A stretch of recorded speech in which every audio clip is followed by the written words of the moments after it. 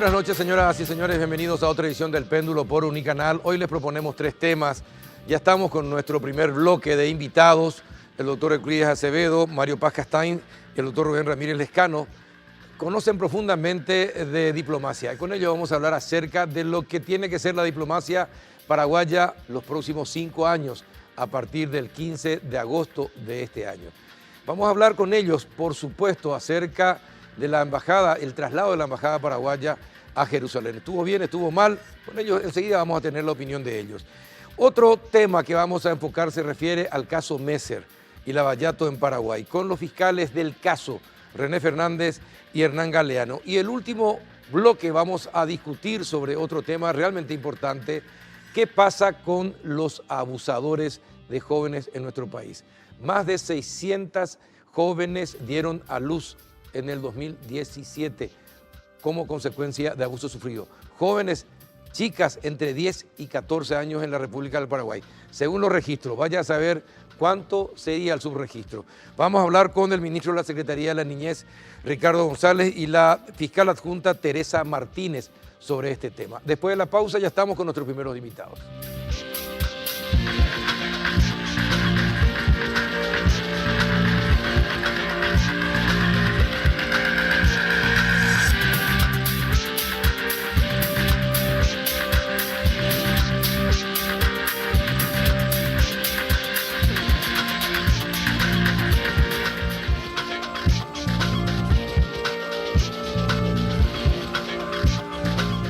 ¿Qué tal, doctor Euclides Acevedo? Buenas noches, ¿cómo está?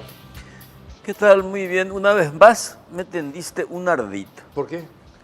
¿Y por qué me traes en una mesa donde todos vamos a hablar en la misma frecuencia?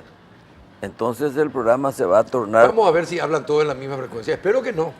¿Por qué? Y por eso les traje así a personalidades diferentes, por eso. Ahora, pueden coincidir en algunas cosas. No, Y pueden yo soy lo no suficientemente coincidir en otras astuto cosas. como para coincidir con 2 pesos pesados.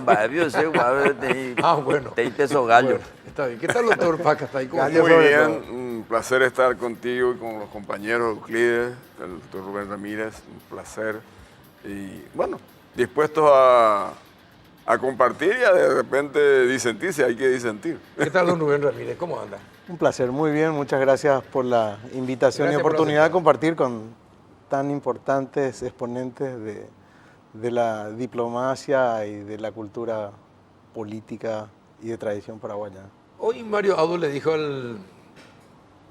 al embajador israelí que no, el actual gobierno no le consultó sobre el traslado de la embajada a Jerusalén. Usted que fue diplomático, usted también fue diplomático, usted que sabe mucho también de diplomacia. Bueno, debería haberle consultado. Yo te Pienso dije ayer Sí, me dijiste en la radio. en la radio, pero decirle- vamos a sí. compartir, vamos a repetir. Claro que tenía que haber consultado porque es un tema ríspido, delicado. El canciller Ramírez no creo que me contradiga en eso. Y tenía que haber consultado porque, Ya te está presionando, doctora. como corresponde, tenía que haber consultado por la sencilla razón de que el presidente de la República no puede transferir 2 cosas: la política de defensa y la política exterior. Entonces tenía que ser una cuestión casi de cortesía en primer lugar. Y en segundo lugar, porque es un tema delicado y, como te decía en la conversación radial, se le expone al siguiente gobierno, en caso de que revise la decisión tomada por el gobierno anterior, al papelón de decir, ¿sabes qué? Vamos a volvernos otra vez a Tel Aviv. En política exterior, que como te decía ayer, el consenso es muy importante porque la política exterior es el reflejo de nuestra soberanía, de nuestra existencia como Estado. A mi juicio, tenía que haber consultado el presidente actual al electo, o al menos decirle al canciller electo, que también se adelantó, ¿verdad? Decirle, varios en derecho asunto coave. Creo. Doctor, ¿usted qué piensa? Bueno, si vamos a entrar en la parafernalia de decir las cosas medio parecidas, estamos en esa línea. Realmente fue una decisión unilateral, como lo dijo Castiglioni, inconsulta, inoportuna. ¿Por qué inoportuna? Y por el momento que está viviendo hoy la región. ¿Quiénes son los que se van hoy de Tel Aviv a Jerusalén? Donald Trump, porque hay una ley de 1995 del Congreso de los Estados Unidos que le decía a la Casa Blanca, ustedes pueden trasladar ya Tel Aviv a Jerusalén, pero le dejaba una salvaguarda a la administración entrante, que era Bill Clinton, que podría detener hasta tanto las condiciones fueran dadas. Desde Clinton hasta Obama eso no se ejecutó. Vino Donald Trump, que lo prometió en la campaña y dijo, sí, vamos a ir a Jerusalén, pero no fue eso solamente. Bombardeó Siria, rompió el pacto nuclear con Irán y finalmente consuma lo que se esperaba que se haga en 3 años, en 6 meses, el traslado de Tel Aviv a Jerusalén. Bueno, ¿qué tenemos que hacer nosotros detrás de Guatemala, Honduras, con Estados Unidos, que sí tiene una política de potencia hegemónica y además que un aliado estratégico como sin duda lo es el Estado de Israel?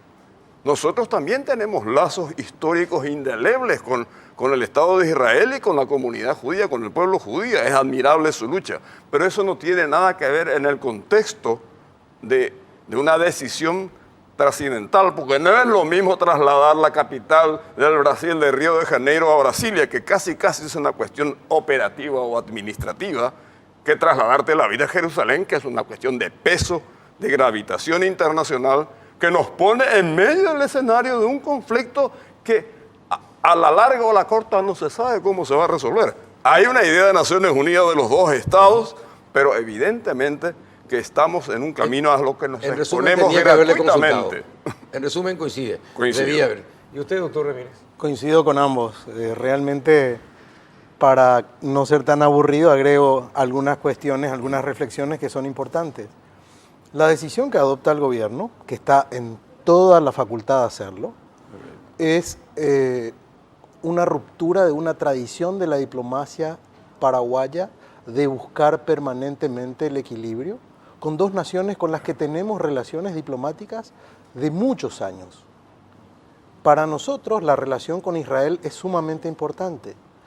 La relación con el mundo árabe también lo es. De manera que Paraguay ha venido siguiendo una posición de equilibrio frente a una situación de complejidad extrema, a tal punto que Naciones Unidas da una resolución de no innovación en el tema de instalación de embajadas en Jerusalén.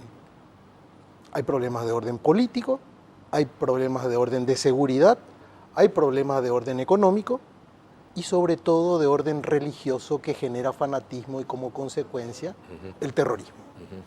Yo creo que es inoportuno, como lo dijo el senador Castiglioni en su función ya de canciller designado, porque va a dejar en pocos días más en manos del próximo gobierno que se va a encontrar ante, como dicen los franceses, un fait accompli, es decir, un hecho consumado, donde de una u otra forma va a quedar en conflicto la relación o con Israel o con el mundo árabe, o con ambos.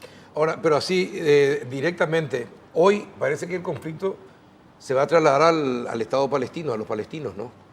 Porque si se va a Jerusalén, la embajada, me imagino que esto va a causar malestar, porque Paraguay tiene relaciones diplomáticas con Palestina, ¿no? Así es. Sí, tiene. Bueno, entonces automáticamente se rompe ese equilibrio y va a generar molestia en ese sector. ¿Ustedes qué creen? Va a generar molestias. Además, hay una cuestión muy clara. Ahora en mi última campaña electoral me tocó recorrer grandes zonas del departamento de Itapúa y para no hacer propaganda a nadie en particular, me encontré con un productor de una hierba famosa que además fracciona productos de mini y medianos productores paraguayos, poroto, maíz,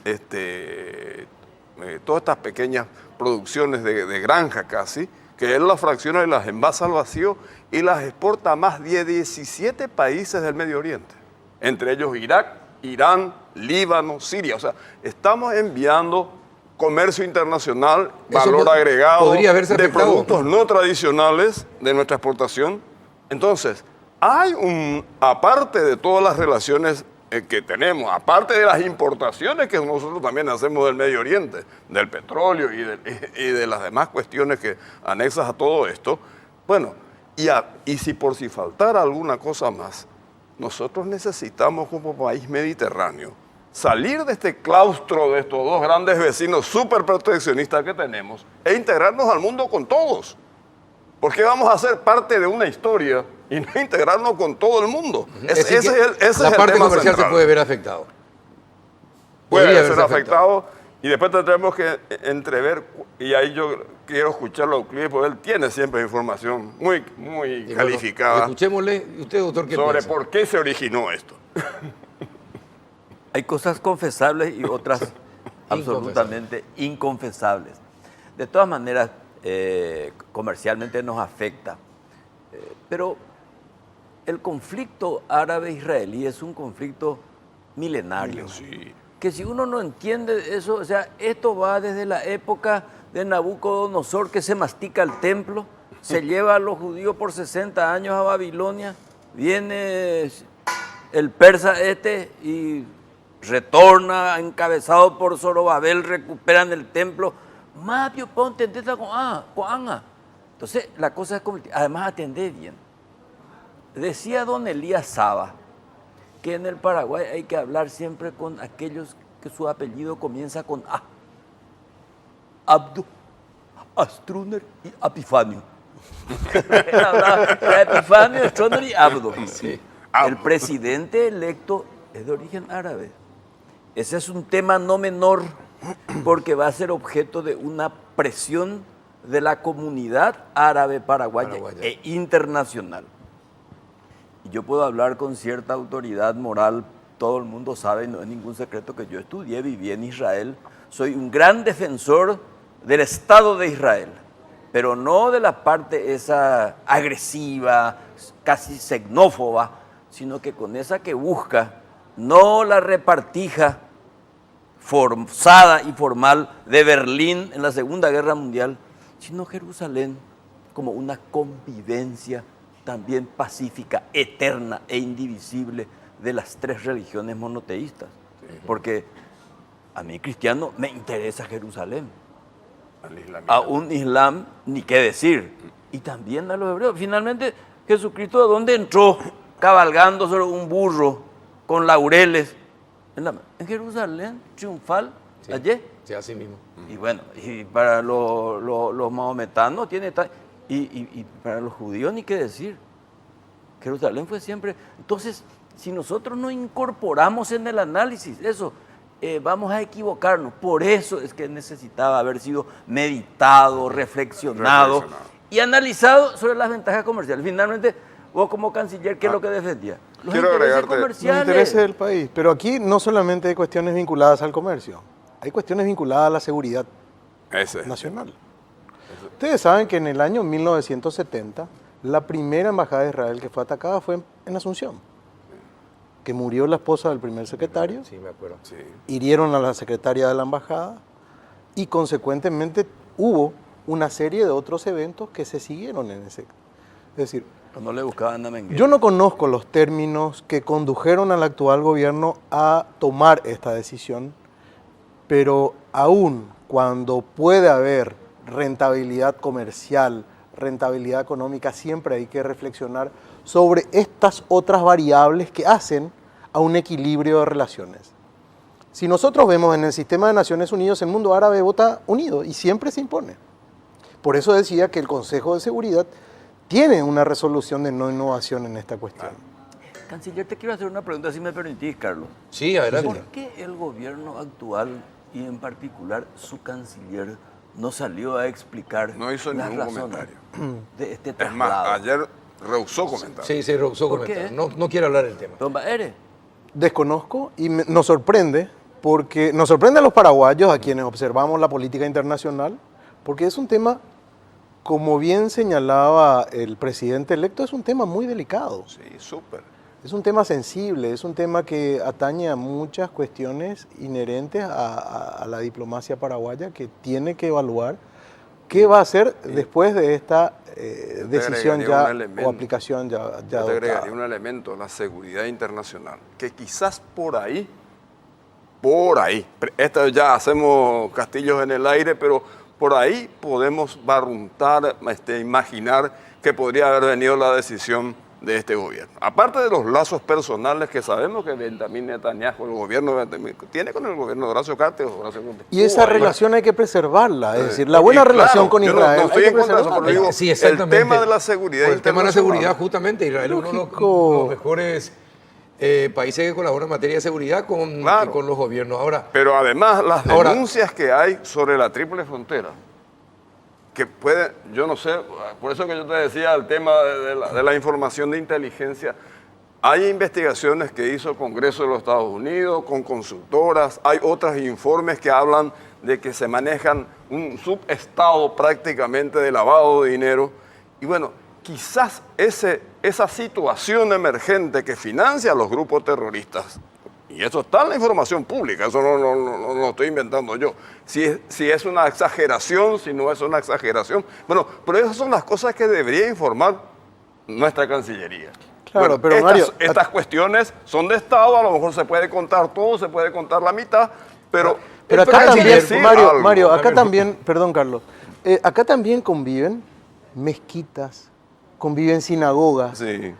catedrales del catolicismo, de manera que hay una convivencia armónica en Claro. cuanto a la religión y hay ciudadanos de origen árabe instalados hace muchísimos años en nuestro país, con mucha tradición en el comercio, en la industria, Sí, en la producción claro que sí. agrícola, con realmente un reconocimiento importante. Así también la sociedad hebraica, los judíos, que son sumamente apreciados, se han integrado a nuestra sociedad sin ningún tipo de discriminación. De manera que yo lo que siempre digo es que una decisión adoptada que pone en desbalance ese equilibrio tradicional de la República del Paraguay en su política exterior es algo que preocupa. bueno, es decir que antes de comenzar el gobierno ya tiene un problema instalado en materia diplomática. Sí. Se podría concluir así, ¿no? Se podría concluir Sí, sí. porque lo tuvo que decir hoy el presidente electo, lo escuché. Vamos a tener que revisar, vamos a tener que evaluar, vamos a tener que analizar. Sí, en fin. Pero esto es parte también de una gestión que no se hace, lamentablemente. Yo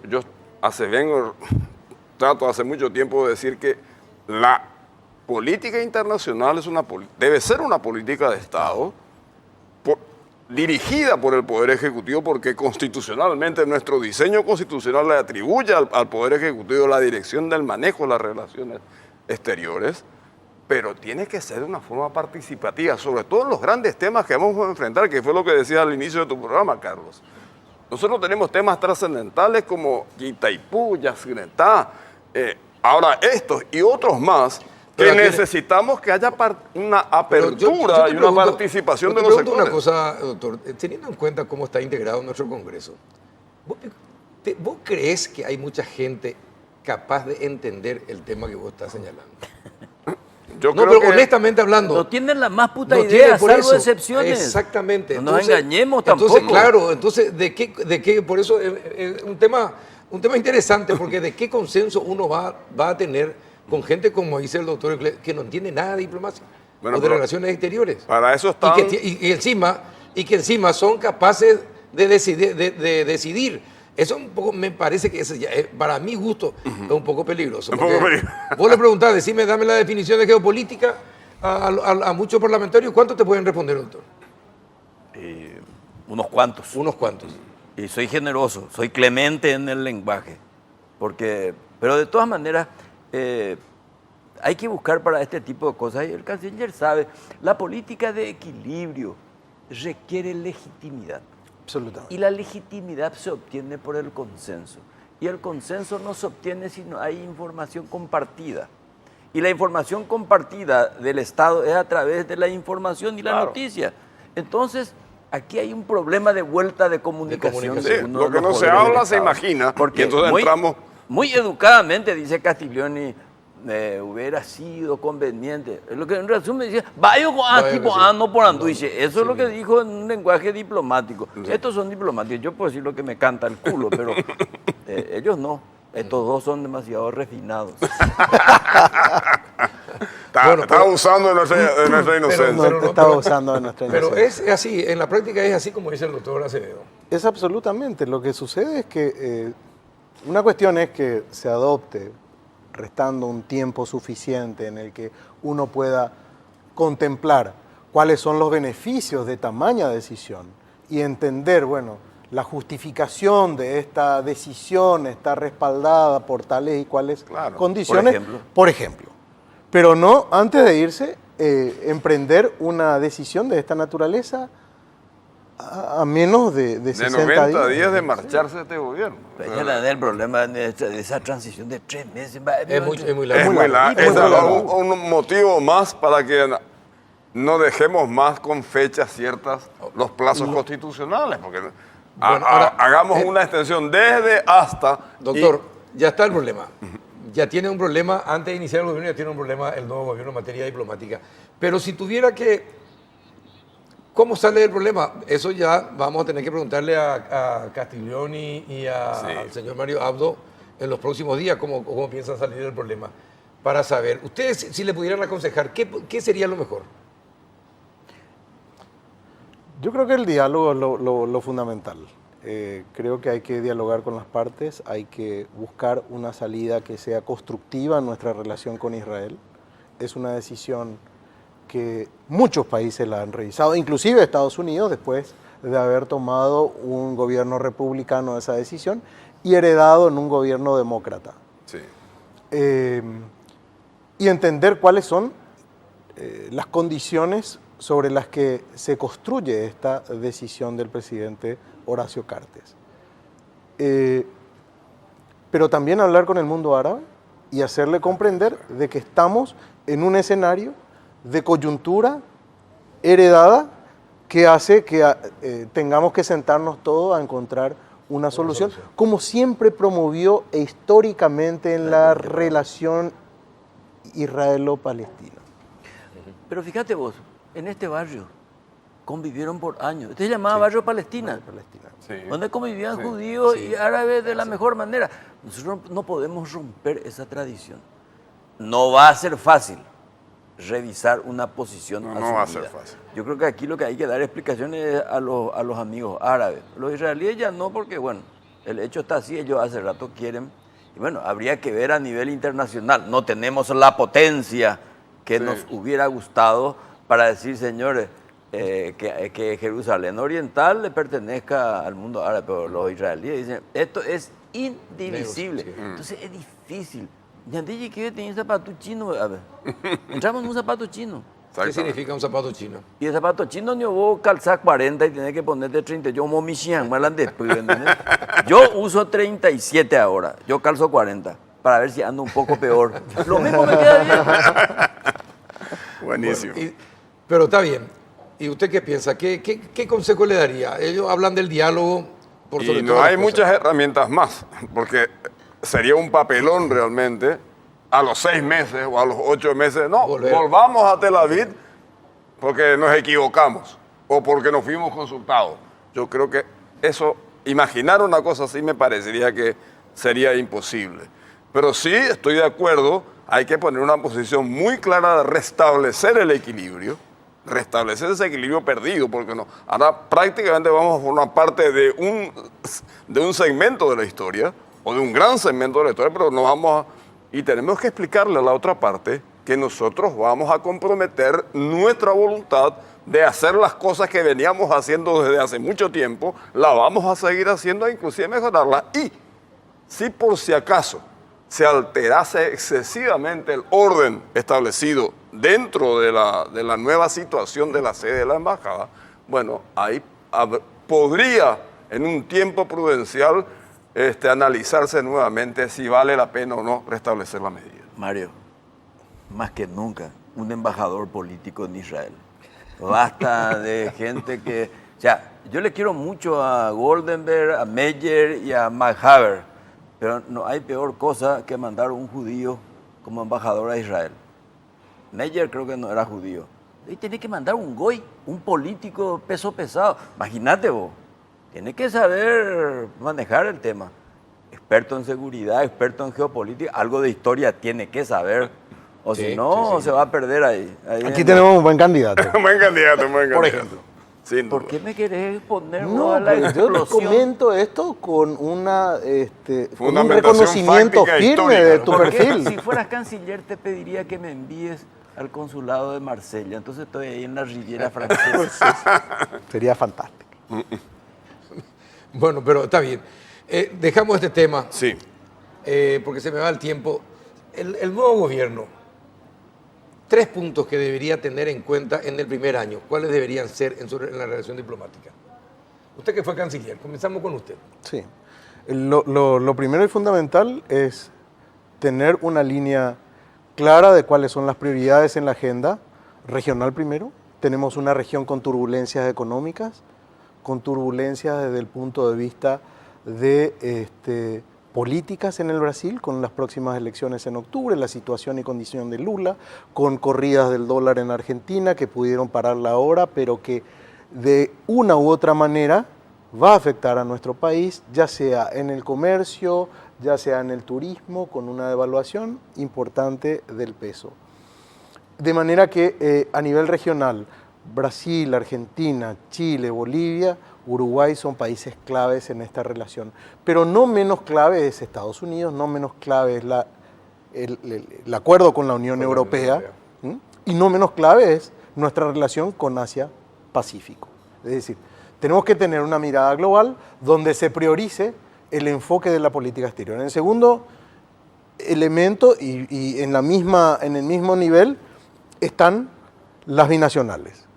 Ese es un tema donde hay que empezar ya las negociaciones para Itaipú 2023. No es que en el 23 se tiene que negociar, en el 23 es el plazo. Eso tiene que comenzar ahora y tenemos que reclutar a los principales y mejores negociadores mientras se va capacitando a los jóvenes.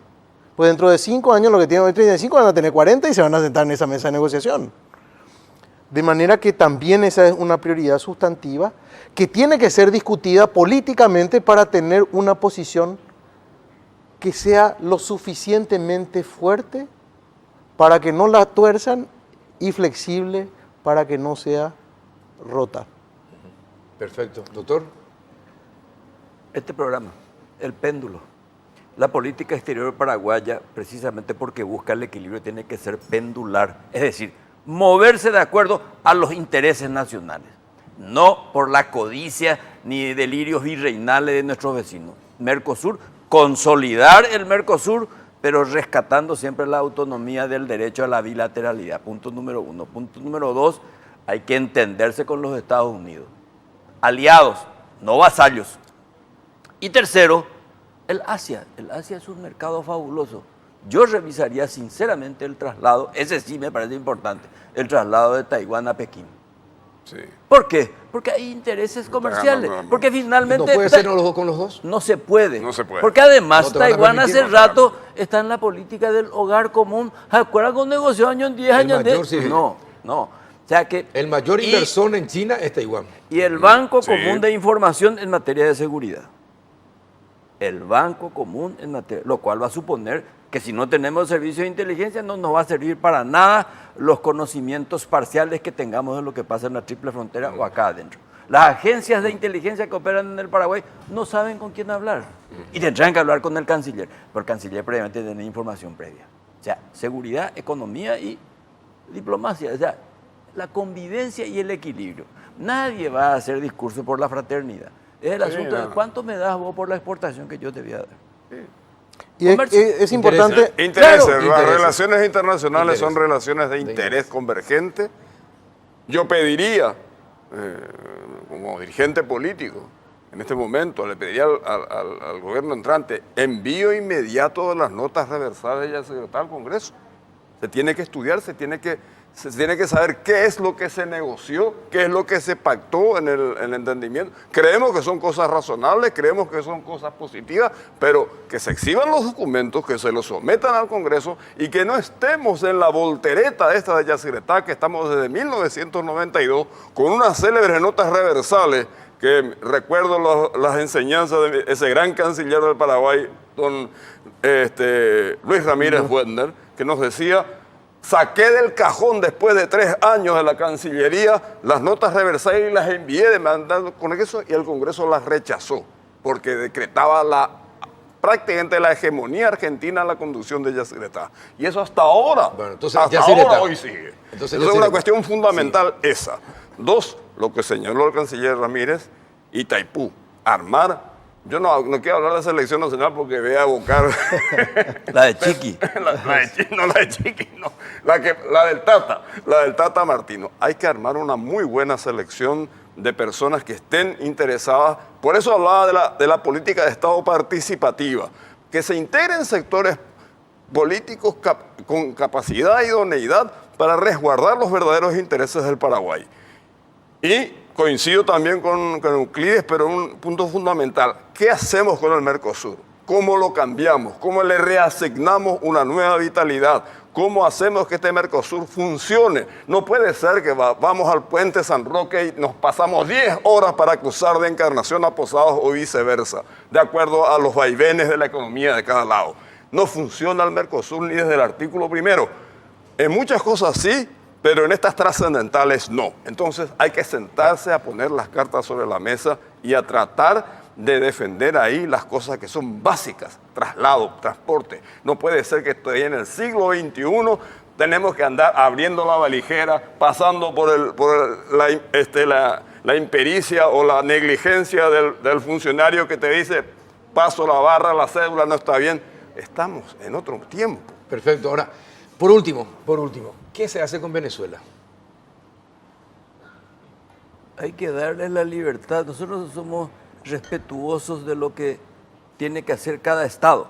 Lo que no quiere decir que nos callemos y nos cerremos los ojos ante la violación de los derechos humanos. Por eso. O sea, hay que denunciar, pero no decir que venga el Comando Sur y lo agarren a Maduro del cogote. No. Pero tenemos que hacerle saber al señor Maduro, como se lo hizo saber en su momento a Somoza, muñeco, arreglar la cosa o te marchás. Pero hay muchas formas de presión, con Ángel y Valeo, hay muchas maneras sutiles de presionar, pero Venezuela tiene que volver a la senda democrática y sobre todo el respeto a los derechos humanos. Como a esta altura del campeonato, los venezolanos tienen que ser como esos judíos errantes recorriendo países de América Latina para comer. Inaceptable. Sí. Acá hay una gran... Perfecto. Cortito. Sí.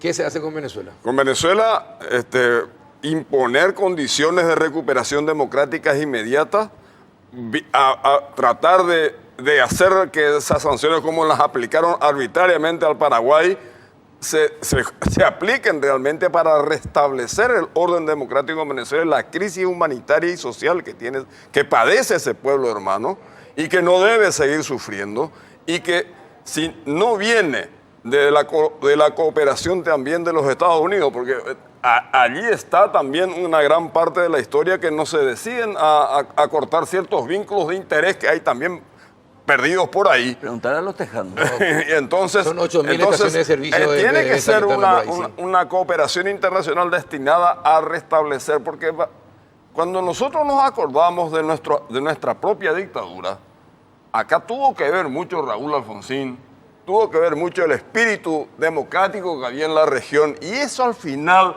hace parte de la historia y influye y decide los pasos siguientes para restablecer el orden democrático. Doctor, finalmente con Venezuela, yo creo que diplomático que se puede hacer. Lo más importante es seguir presionando en la Organización de Estados Americanos para que se aplique la Carta Democrática en este país, para que se reinstale la democracia, para encontrar una salida donde los propios venezolanos decidan sobre su destino. Las acciones emprendidas por los 5 o 6 países en el ámbito de UNASUR son importantes, pero no son suficientes. Yo creo que hay que tener una actitud más firme, más sin contemplaciones sobre la situación que se plantea ahora en elecciones próximamente, que no están dentro del marco democrático. Perfecto. Y eso que Paraguay fue uno de los países más firmes en el tema de Venezuela dentro del Mercosur. Sí, pero también nosotros sufrimos, nosotros hemos sufrido, ahí coincido con Euclides, porque Paraguay sufrió decisiones unilaterales de países que no fueron al amparo. Nos resolvió, nos salvó la posición que mantuvo Paraguay en la Organización de Estados Americanos. Exactamente. Y volvimos sin condiciones al Mercosur, Exacto. aceptando todo lo que se había hecho antes. Está bien. Doctor, muchísimas gracias por tu presencia. Gracias por la trampa. Siempre es un placer que esté con nosotros. Espero. Te voy a seguir haciendo más trampas, ¿sí? Con toda Para que seguridad. estés- para que estés acá. Tu deporte favorito. Así mismo, doctor, muchas gracias. a usted Muchas también. gracias, y espero volver a festejar acá el campeonato de la franja. Ojalá sea. Doctor, gracias por venir. Un placer, Carlos. Muchas Un gracias. gusto. A la vuelta de la pausa vamos a hablar sobre el caso Messer. Ya volvemos.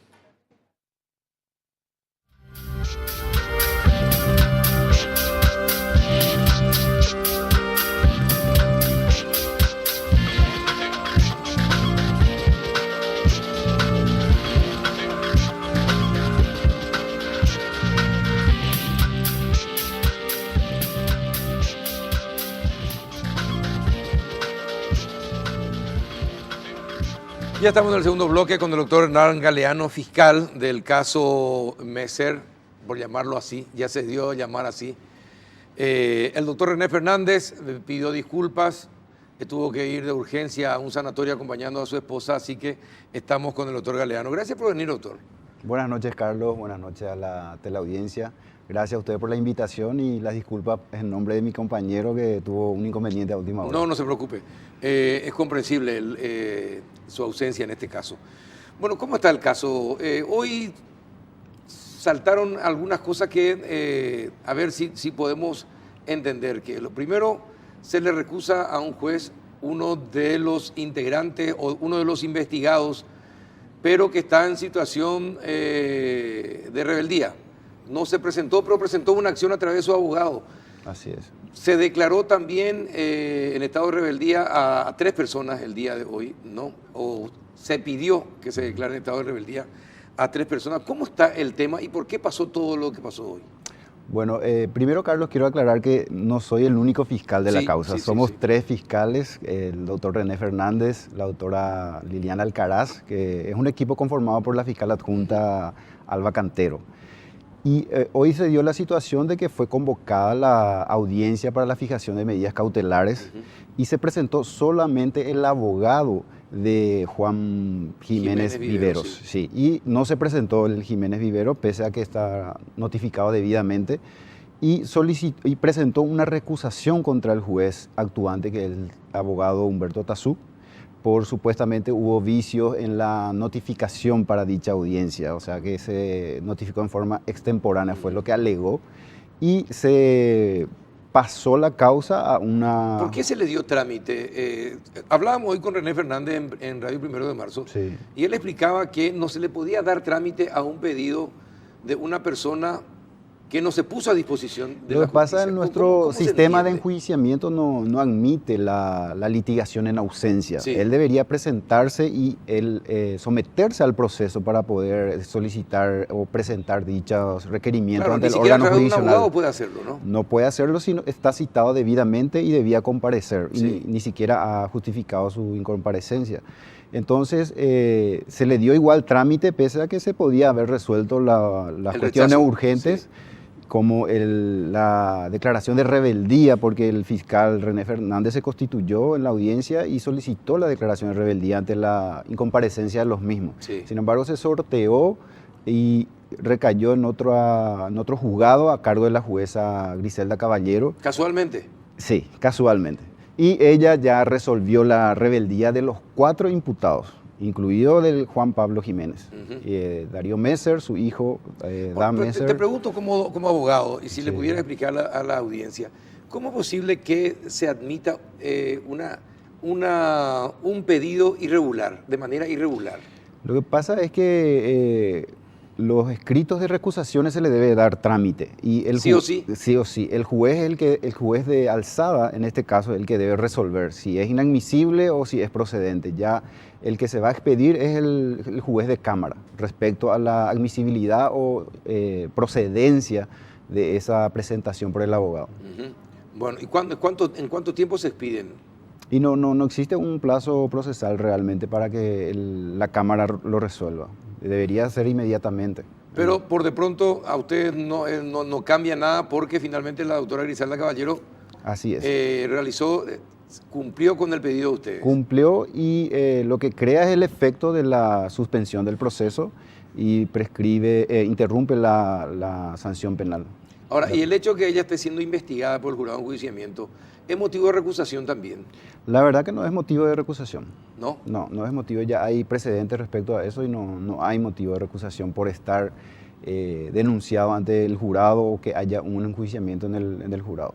Hubo fiscales también ya recusados y de hecho se han inhibido, pero nunca ha corrido esa circunstancia. Hasta este momento, ¿qué es lo que pidió la Fiscalía en este caso y qué es lo que ya consiguió? Bueno, ahora ya se presentó una imputación contra 4 de los sospechosos de Darío Messer, que sería el presidente de estas empresas Chai, Matrix y Pegasus, contra su accionista Pablo Jiménez Viveros, contra su hijo Dan Wolf Messer y contra el señor Adolfo Granada. Y se ha pedido medidas cautelares como la prisión preventiva de los mismos y medidas cautelares de carácter real como la inamovilidad de los bienes de los mismos, el embargo de las cuentas bancarias y la inamovilidad de los bienes como los ganados. Sí, claro. Ahora, también las cuentas bancarias están ya congeladas. Están todas congeladas, están todas ¿Congeladas? embargadas. Sí, todas las que están a nombre del señor Messer y a nombre de sus empresas. Hay pedido de extradición desde Brasil contra el señor Messer. Esto es decir, no tiene... ¿Toda la investigación no va a afectar el pedido de extradición de Brasil? Sí, hay un pedido de extradición por la República de Brasil y de hecho no va a afectar de ninguna forma que exista una causa aquí en Paraguay contra el señor Messer, porque son sobre hechos diferentes. Y en todo caso, si él se presenta, existen también figuras procesales dentro del Código Procesal, como el artículo 19 del criterio de oportunidad, que establecen circunstancias por las cuales se puede prescindir de la acción penal si hay otras causas en el extranjero y donde las causas serían mayores. Mayores. Sí. Y la expectativa de pena también mayores. Exactamente. Entonces eso ya va a ser una cuestión que va a estar sopesando el juez actuante de la extradición y la Dirección de Asuntos Internacionales del Ministerio Público, y si se dan por cumplidos todos los requisitos establecidos para la extradición. Hoy día, ¿cuáles son las imputaciones contra estas 4 personas? Sí, por los hechos punibles de lavado de dinero y asociación criminal, de momento. Y ¿cuánto es la pena máxima por lavado de dinero, por ejemplo? Bueno, el tipo base es hasta 5 años de pena privativa de libertad. ¿5 años más? Sí, pero ¿por lavado de dinero? Por lavado de dinero. La verdad es un poco exigua, ¿verdad? Porque el lavado de dinero es un hecho punible pluriofensivo, porque puede afectar varios bienes jurídicos de la sociedad. Sin embargo, hay también una parte agravada, que es hasta 10 años de pena privativa de libertad, y también se puede hacer concurso. De hecho, se puede hacer concurso con la asociación criminal, que es hasta 5 años de pena privativa de libertad, y se pueden sumar las penas. ¿También se puede sumar? Sí. En estos casos, sí. Se puede sumar tanto del lavado de dinero más el de la asociación criminal. Son 10 años total. Sí. Y hay, esta es una investigación muy preliminar, o sea, puede surgir otros hechos punibles inclusive durante el transcurso de la investigación. Por lo poco que se sabe, porque ustedes también son reacios a dar mucha información y uno entiende porque están investigando, y es complicado muchas veces contar datos porque puede destruir la investigación. Uno entiende, por eso le digo que uno entiende. Gracias por entender. Pero en el caso de CEPRELAT, lo que se sabe es que en el 2015 ya hubo un pedido para que CEPRELAT investigue al señor Messer. Sí. Y estamos en el 2018. Sí. CEPRELAT podría ser investigado por la Fiscalía por, no sé, de inacción, por no perseguir. Posible frustración a la persecución. Posible frustración ¿podría ser investigado o no? Podría ser investigado. Si existen indicios fácticos suficientes, siempre se puede abrir una apertura de una causa penal y se puede esclarecer los hechos, ¿verdad? Pero sin embargo, la CEPRELAT informó al Ministerio Público. Sí hubo una demora desde diciembre hasta abril de esta fecha. No, pero atienda. Sí. En el 2015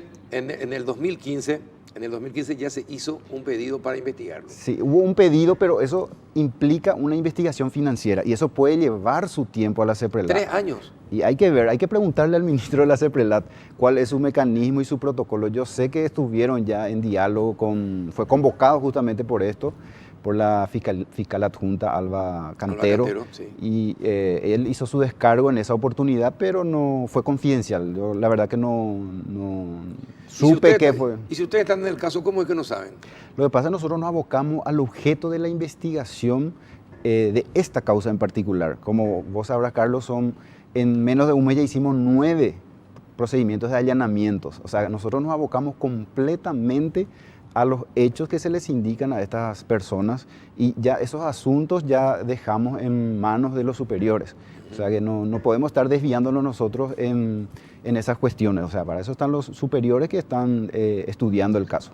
¿Y en cuánto tiempo van a tener un análisis de la correspondencia entre todo lo que están analizando en cuanto a las empresas que tienen, en cuanto al lavado de dinero y la asociación criminal? ¿En cuánto tiempo estiman ustedes que tendrían Bueno, no existe algún dato concreto? Un tiempo prudencial. Desde la imputación nosotros tenemos 6 meses para terminar la investigación formal, pero para llegar a ese examen de correspondencia nosotros tenemos que hacer un recabamiento de todos los elementos que hagan a su universo de patrimonio de estos sindicados y el recabamiento de sus ingresos lícitos, o sea, de sus declaraciones juradas ante la SED.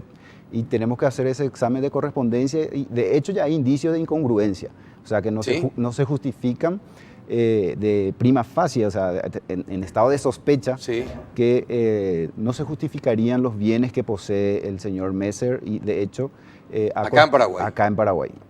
Ha constituido 3 empresas, o sea, ha comprado acciones de 3 empresas preconstituidas integrando sus capitales y un movimiento bancario de volúmenes considerables y transferencias electrónicas a refugios fiscales en el exterior. Entonces, nosotros recibimos ese insumo de inteligencia financiera de la CEPRELAC que fue muy buena para mi entender y ya se ha revelado esos indicios. Ahora nosotros tenemos que objetivar esos indicios y recabar elementos probatorios. Estamos todavía en una fase de recopilación de elementos probatorios que una vez terminado esa recopilación, se va a hacer un análisis de cada uno de esos elementos. Y de hecho, ya hoy con la doctora Alba Cantero y los 3 fiscales que intervenimos, ya hicimos una reunión de la necesidad de la conformación de un equipo multidisciplinario. Más todavía porque la cuestión del lavado de dinero siempre implica cuestiones técnicas como bancarias, aduaneras, tributarias, contables. Entonces, muchas veces nosotros no tenemos esa formación acabada y requerimos de esos técnicos especializados. Sí. Y nos ha facilitado también la Fiscal General del Estado a través de nuestra superior un lugar específico para estar trabajando con un volumen gigantesco de documentos que ya tenemos hasta ahora y la conformación del equipo técnico que te estoy comentando. Con todo lo colectado, ¿les parece que esta red es más amplia que los 4 que están siendo investigados en principio? Y Carlos, es posible asociación criminal, no se descartan otros participantes porque el lavado de dinero siempre implica un elemento de transnacionalidad.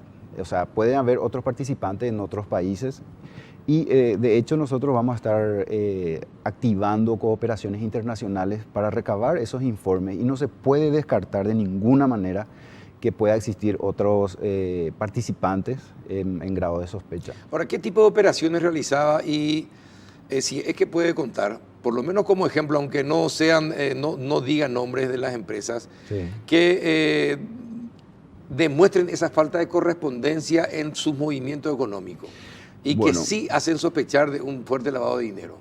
Sí, de hecho hay indicios, según ya lo señalado por el organismo de inteligencia financiera, que es la CEPRELAT, de una falta de correspondencia entre lo declarado en la SED y su movimiento bancario y la constitución y el incremento de capitales de estas empresas muy llamativas, triplicada o duplicada en poco tiempo. En poco tiempo. ¿Cuánto es poco tiempo, por ejemplo? Un año. Cada un año iba triplicando sus capitales y, sin embargo, iba declarando pérdidas también en la SED. Sin embargo, iba incrementando sus capitales. Entonces, esas son cuestiones muy llamativas y que hay que dilucidar con todos los elementos o materiales que estamos recabando y con el estudio científico, técnico que se va a realizar. Y en principio las diferencias son muy grandes, doctor, económicamente hablando. Son muy grandes, bastante grandes. Porque hay remesas internacionales que son bastante voluminosas. ¿Y para dónde se iban? ¿A los paraísos fiscales de Centroamérica o de Europa? ¿Para dónde iban? Se iban a distintos lugares. ¿A distintos lugares? Sí, distintos lugares. Ya se había señalado en un tiempo a Luxemburgo, Islas Británicas y otros países, que son llamativos porque, por ejemplo, son lugares o sitios donde se catalogan como no cooperantes. Claro. Contra la lucha Contra el lavado de dinero. contra el lavado de dinero, porque tiene la característica de la opacidad Así mismo. y del bajo pago de impuestos y poca cooperación con las autoridades que investigan el lavado Sí, son de los dinero. famosos paraísos Sí, fiscales. que es uno de los desafíos Sí, todavía para del obtener esa mundo. información inmediata. Sí. Exactamente. Y los movimientos se realizaban fundamentalmente acá en Asunción o en Ciudad del Este. ¿De dónde salían desde, Ciudad, movimiento? desde Ciudad del Este, la Desde Ciudad del sucursal de Este. los bancos de Ciudad del Este, sí. Así es. Y son, a ver, ¿y los movimientos se hacían con bancos paraguayos o sucursales de bancos extranjeros en Ciudad del Este? Bancos paraguayos. Bancos paraguayos. Sí. Principalmente, como ya se conoce por los medios de prensa, el BNF, el Banco Nacional de Fomento, y también por Banco Continental. Banco Continental. Sí. Los dos. Sí. Es lo que se conoce preliminarmente, en forma Claro. preliminar. Se está realizando la investigación correspondiente, esto se puede abrir. Estos bancos, el Banco de Fomento y el Banco Continental, deberían haber informado de estos movimientos que hacía Messer. ¿Informaron en algún momento a la CEPRELAT? ¿Qué datos tienen ustedes? Bueno, estos bancos, si es que detectaban señales de alertas, debían comunicar a la CEPRELAT, debían hacer reportes de operaciones sospechosas. Ahora, según el informe que remitió la CEPRELAT a la Fiscalía, no existe constancia de que estos bancos hayan hecho reportes de operaciones sospechosas, excepto el Banco Nacional de Fomento, Sí, en el que 2015. sí comunicaron a la CEPRELAT. Que es una vez comunicado en el 2015, pero hasta ahí. Sí, hasta ahí. Eso no fue señalado en el informe y supuestamente por haber salido de su perfil económico, de su perfil operativo. Ajá. Eso inmediatamente se tiene que informar. Se tiene que informar y la CEPRELAT tiene que iniciar una investigación financiera, y si detectan o si se consolidan esos señales de alerta y hay indicio de que se puede estar cometiendo lavado de dinero, debe comunicar al Ministerio Público en forma inmediata. Teniendo en cuenta lo que nos está diciendo, ¿los bancos también serán investigados? Y hay que analizar, nosotros todavía estamos en un proceso de recopilación de datos, como te digo, Carlos. Nosotros vamos a estar analizando documentos y ver si hubo alguna responsabilidad de parte de los bancos, si es que no informaron y si es que había señales de alerta respecto al perfil del cliente, respecto a las operaciones que estaban realizando, y si no cuadraban dentro de la lógica del banco, de las operaciones del banco habituales. Uh-huh. ¿Qué tipo de cifras, por ejemplo, manejaban? Y ya en la imputación se ha señalado más de 41 mil millones de dólares. 41 mil millones de dólares. Sí.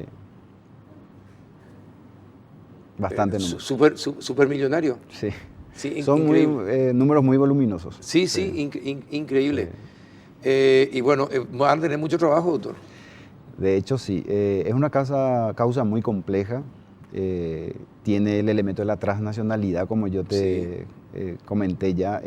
Vamos a estar seguramente reuniéndonos con los fiscales también de Río de Janeiro, de Brasil, ver qué es lo que están teniendo ellos como elementos respecto a los sindicados acá en Paraguay, y organizar todavía una serie de actos investigativos.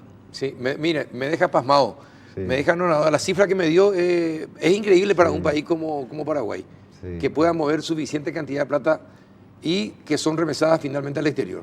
Sí, son remesadas y también vueltos a remesar acá, en cierta forma. Y son señales de alertas de que podría haber lavado. Es que así se dinero. hace el lavado. Sí, así es.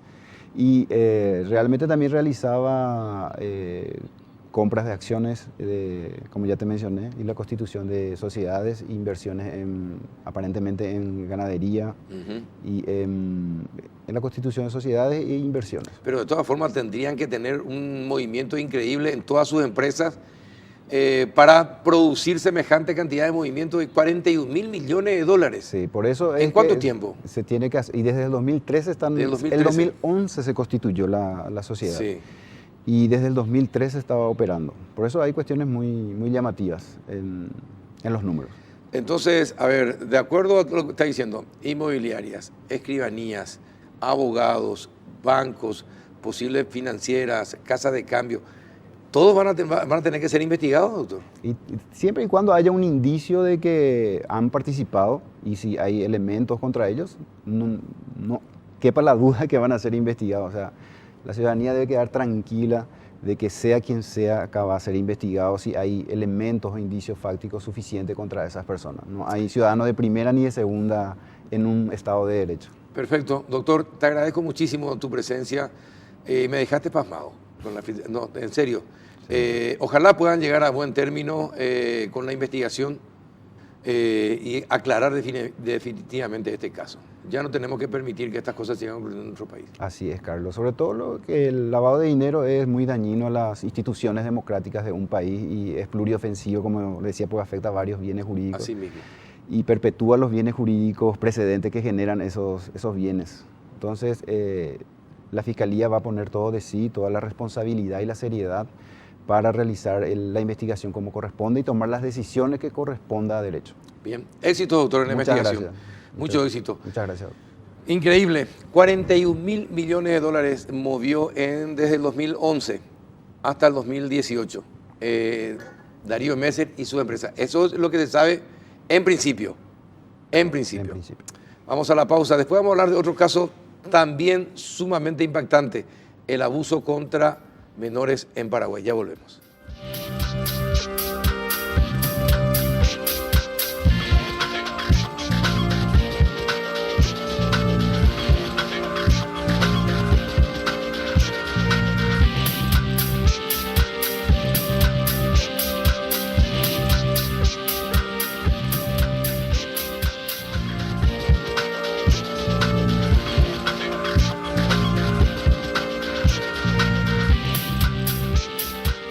Buenas noches, doctora Teresa Martínez, ¿cómo anda? Muy buenas noches.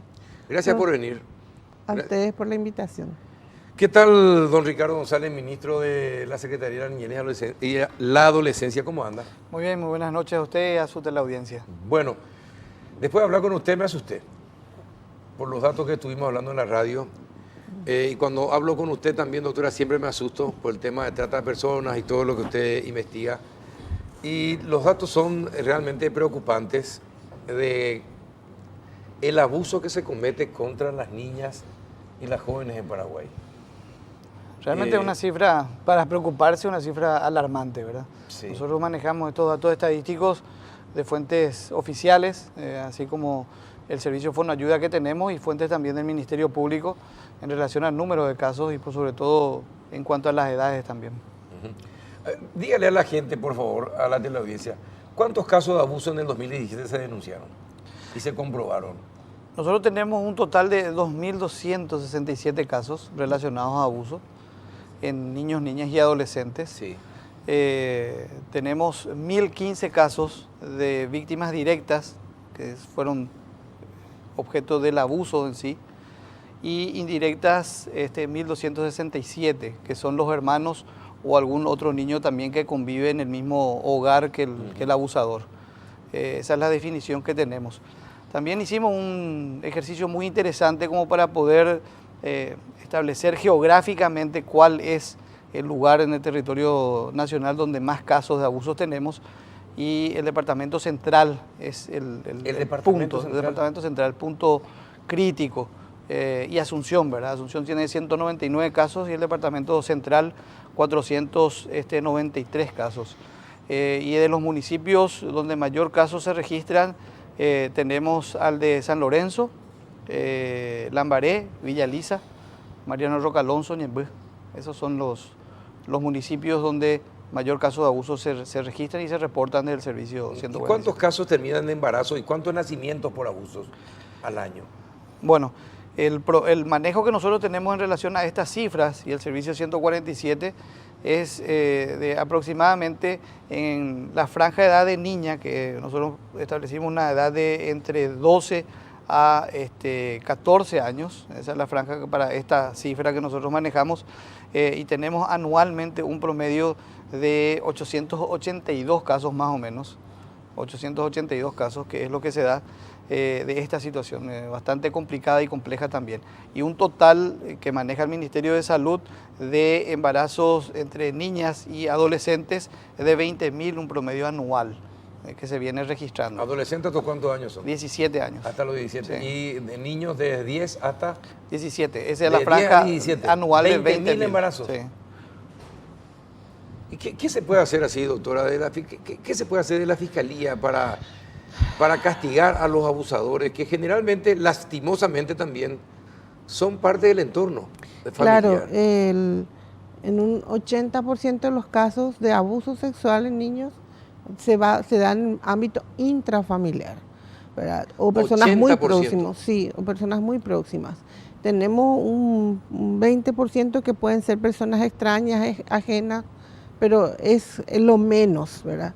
Por eso es la complejidad del abordaje del abuso sexual y no se puede pensar en su abordaje solo desde el ámbito penal, ¿verdad? El ámbito penal hace la persecución al autor y se busca su sanción, pero ese ámbito no protege al niño, ¿verdad?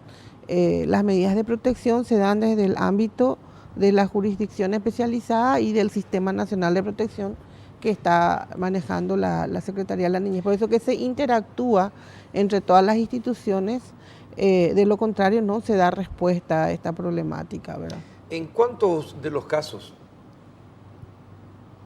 hay repeticiones? Es decir, el depredador lo repite con otros integrantes de la familia. ¿En cuántos casos de lo que están citando? Bueno, la incidencia es bastante alta, dentro de lo que es, como bien manifiesta la doctora, una de las características es que se da dentro de ese primer círculo que debiera de proteger al niño.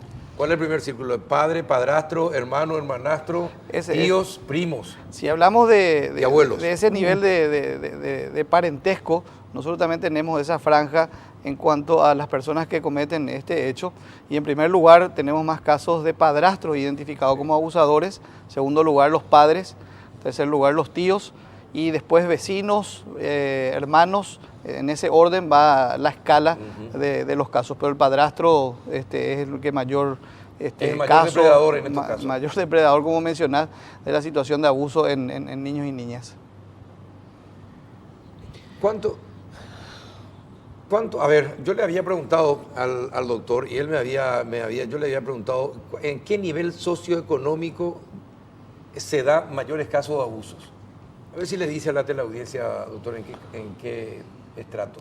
Bueno, una de las características es que se da dentro de ese estrato de pobreza y pobreza extrema, justamente por el tema del hacinamiento, es uno de los factores también que incide en este hecho punible contra niños.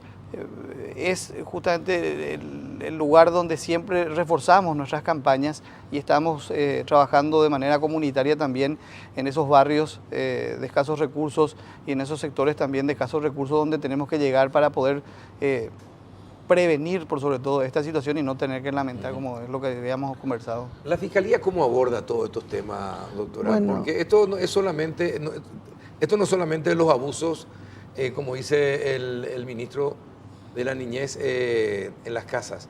También están los que trafican con los niños, los que lucran con los niños y las niñas abusan de ellas y después las venden. Las venden. Bueno, hay distintas, la Fiscalía creó ahora una delegatura, digamos, para que haga de bisagra con todas las demás fiscalías en el sentido de hacer un seguimiento caso por caso de las situaciones de abuso y de explotación, ¿verdad?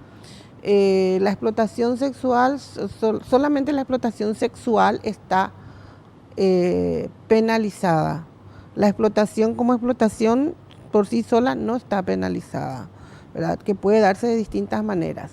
Pero el 80%, no quiero decir 90% porque no llegamos a esos números, pero el 80% de las niñas que son rescatadas de los locales de explotación, primero fueron víctimas de abuso. Sí, ¿verdad? exacto. Entonces quiere decir que hay una línea directa entre esa situación de explotación y las situaciones de abuso.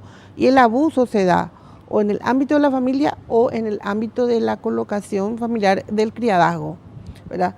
Primero fueron criaditas, sí. Se abusó ahí, después quedan a su suerte y ya van en situación de explotación, ¿verdad? Porque son captadas ya rápidamente para la explotación. Es una línea sucesiva en la que se ve claramente el desamparo en el que están las niñas que son desarraigadas de su familia, ¿verdad? Porque quedan solas, no pueden retornar a sus casas, no están bajo el control de ninguna autoridad, porque todo se hace en la clandestinidad, ¿verdad? Esa es la característica, el sesgo principal del criadazgo. De lo contrario sería una medida cautelar de protección, una colocación familiar o una guarda que queda bajo un control jurisdiccional, ¿verdad? Pero como las personas simplemente entregan a sus hijos con el afán de que estos tengan una vida mejor, porque o vienen, les convencen o creen que van a poder aportar algo para sus familias, quedan totalmente a merced de estas personas que ven en niños materiales de mano de obra gratis, ¿verdad? Que es lo más terrible que vemos en nuestros ciudadanos, porque vos vas a encontrar criados con profesoras, con autoridades, con gente que uno piensa, pero no puede ser, ¿verdad? No puede ser que esta persona tenga a su cargo o trabajando para sí a un niño y diciendo que le protege, ¿verdad? Porque todo el mundo tiene la sensación de que le está protegiendo, sí, de que está haciendo una obra de caridad, ¿verdad? Y sin embargo lo están explotando, lo están explotando, ¿verdad? Es una mano de obra gratis que tienen en la casa y una vez que lo tienen ahí, esta persona puede caer víctima de cualquier otra cosa más, ¿verdad?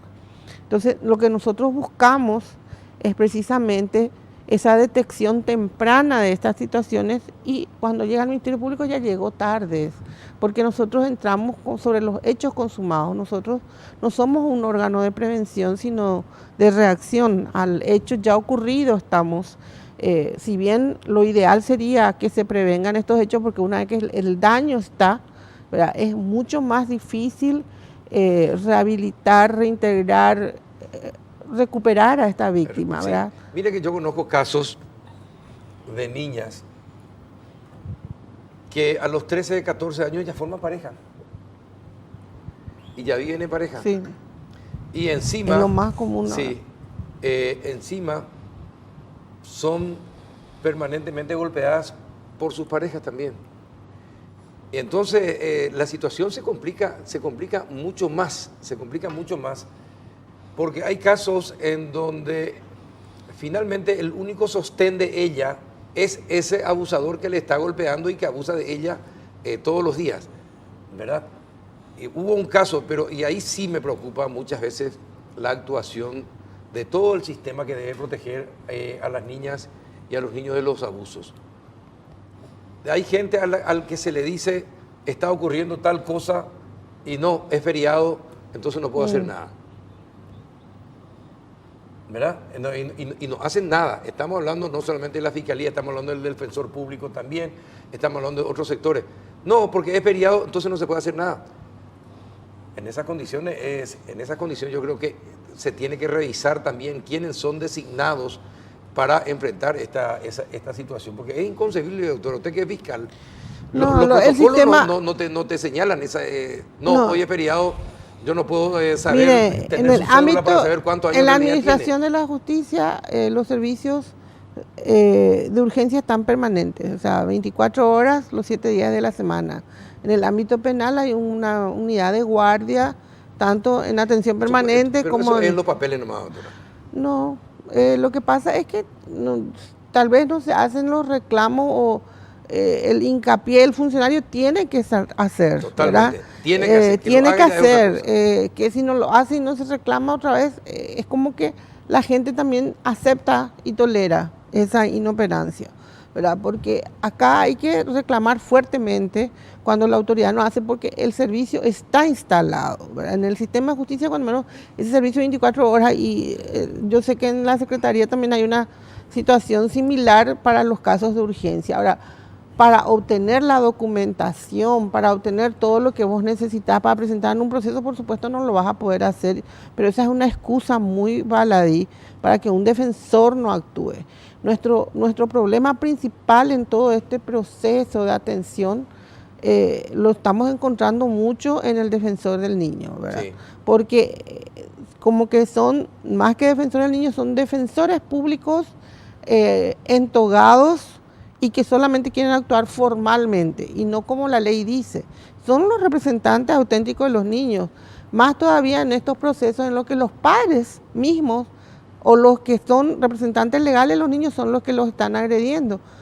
Ahí tiene que meterse el defensor del niño sí, a parar eso, ¿verdad? Entonces, eso es lo que falta, yo creo que esencialmente en estos procesos, contar con una intervención más agresiva de este representante del niño, que no es un observador nada más y un dictaminante en el proceso, ¿verdad? Tiene que actuar más activamente. Ese defensor del niño? De la Defensoría General. De la Defensoría General. Concuerdo plenamente con la doctora Teresa. Es realmente frustrante cuando uno quiere activar los mecanismos de protección y salen con explicaciones netamente formales para la intervención. Entonces uno tiene que activar esos mecanismos porque nos pueden esperar esos mecanismos de protección que tienen que ser inmediatos cuando hablamos de este tipo de vulneración, y el niño tiene que tener una representación en cada uno de los procesos para establecer las medidas de protección que correspondan. Entonces, cuando habíamos hablado y me habías consultado también si existen protocolos, si tu marco normativo, claro que existen los protocolos, estamos llenos de protocolos, la Fiscalía tiene su protocolo, la Secretaría, el Ministerio de Salud, el Ministerio de Educación, la Defensoría, todos tienen sus protocolos de cómo intervenir. Ahora ya no tenemos más que elaborar protocolos, ahora tenemos que empezar a cumplir y hacer cumplir cada uno de esos protocolos, y que el que no cumple, pues localizar y hacer las sanciones correspondientes también, porque quiere decir que no está bien puesto en ese lugar para cumplir esa medida de protección. Mismo, yo creo que es hora de que también se demuestre eso. Alguna autoridad tiene que tomar una medida como esa para que sirva de ejemplo al resto, porque de lo contrario es un sistema incompleto. Si no son contundentes las sanciones por no cumplir los protocolos, entonces es como, bueno, viva la pepa, cada uno hace lo que quiere. Esa es la realidad. Lo mismo nos pasa también con otros mecanismos de protección cuando hablamos, por ejemplo, de las CODENIS. Es un órgano que puede establecer las medidas de protección inmediata también, pero no todos los municipios tienen CODENIS. Entonces la responsabilidad recae sobre el intendente.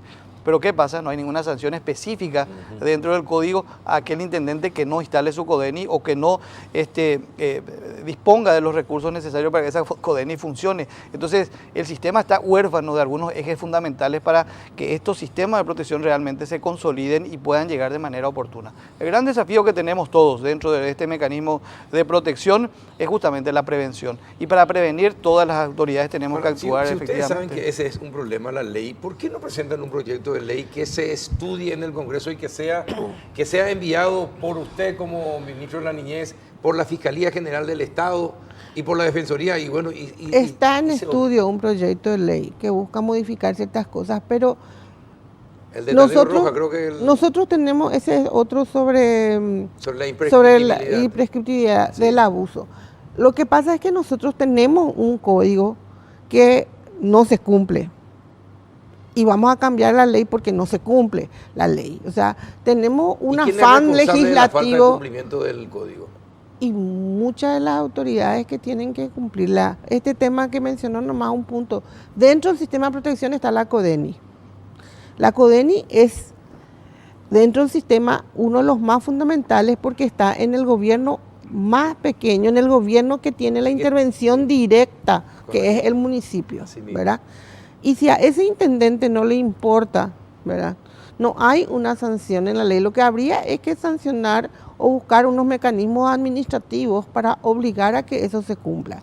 Lo que no se puede acá es una ley no se cumple y se busca acomodar otra vez la ley a la gente, ¿verdad?, que sea más flexible, para que hay ciertas cosas que faltan regular o reglamentar, ¿verdad? Pero esta ley existe y es una de las más proteccionistas que... Pero entonces hay que sancionar, por ejemplo, en el caso de CODENI, hay que sancionar a los intendentes. Hay que obligarlos a que tengan su CODENI. Y está obligado por ley. ¿Y el que no cumple? Y ahí es donde nosotros tenemos que encontrar los mecanismos y arbitrar qué hace un intendente que viola qué se le hace a un intendente que viola la ley, ¿verdad? Porque al no instalar una CODENI adecuadamente está violando la ley desde la Constitución Nacional, que en el artículo 54 dice que el interés superior del niño debe prevalecer sobre cualquier otro interés, ¿verdad?, en todas las instancias, ¿verdad?, administrativas, jurisdiccionales, de lo que sea. Si eso no se logra, ¿verdad?, cumplir, nosotros entonces al no tiene sentido seguir sacando leyes que no se van a cumplir, ¿verdad? Sí hay que corregir algunas cosas, pero las instancias creadas por ley, si no se instalan, quiere decir que vamos a sacarle nomás otra vez la ley y nos quedamos otra vez sin una instancia de protección, ¿verdad? ¿La Secretaría puede hacer algo al respecto con los intendentes? Sí, nosotros hicimos un ejercicio. Preguntamos primero a todos los intendentes cuánto era el presupuesto que asignaba a sus CODENIs. Bueno, ninguno de los municipios nos contestó. Ninguno. Solicitamos al Poder Legislativo, porque tiene la posibilidad el Poder Legislativo de solicitar y requerir informes a las autoridades. Lo hicimos a través de una resolución de la Cámara de Diputados, donde aquel intendente que incumplía podría ser sancionado por la interpelación, inclusive por el incumplimiento de la remisión de ese informe, y dos municipios han contestado. O sea, no le dan la importancia necesaria. Que se fue a mal puerto. El código justamente a la Cámara que protege a esta gente. Seguimos nosotros el conducto correspondiente, Sí, pero ahora entiendo. estamos con una propuesta de ley para poder realmente no aprobar el presupuesto de los municipios a través del Ministerio de Hacienda si es que el municipio no incorpora dentro de su presupuesto un porcentaje del mismo destinado a las CODENIs. Es decir, como el presupuesto tiene que enviarse como anteproyecto para la aprobación y remisión nuevamente al legislativo, entonces dentro de ese anteproyecto, si no se visibiliza el monto necesario o una inversión necesaria para el funcionamiento de su CODENI, pues ni ese anteproyecto tiene que ser aprobado. Eso es lo que estamos ahora viendo como un mecanismo más de poder exigir a los municipios que cumplan con lo que dispone el Código de la Niñez y la Adolescencia. Exacto. Ahora, y las niñas que quedan embarazadas, ¿qué protecciones tienen? Y las que permite el sistema que se les dé, ¿verdad? Lastimosamente, Salud Pública tiene una instancia porque requiere de una atención especial para el área al estar en situación de gravidez, ¿verdad? Que es lo más complejo, lo más difícil, entiendo yo, por la situación de su condición de niña y que va a ser madre, una cuestión incomprensible para una niña, ¿verdad? Y yo creo que muchos de nosotros tampoco podíamos todavía comprender la situación, pero normalmente lo más terrible de todo es que quedan fuera del círculo familiar, ¿verdad? Porque son abandonadas, la mayoría son... No, lo que pasa es que normalmente el embarazo es el producto de un abuso y ese abuso es intrafamiliar, ¿verdad? Entonces normalmente para su protección lo primero que se hace, la primera medida rápida es la de sacarla del circuito del abuso, ¿verdad?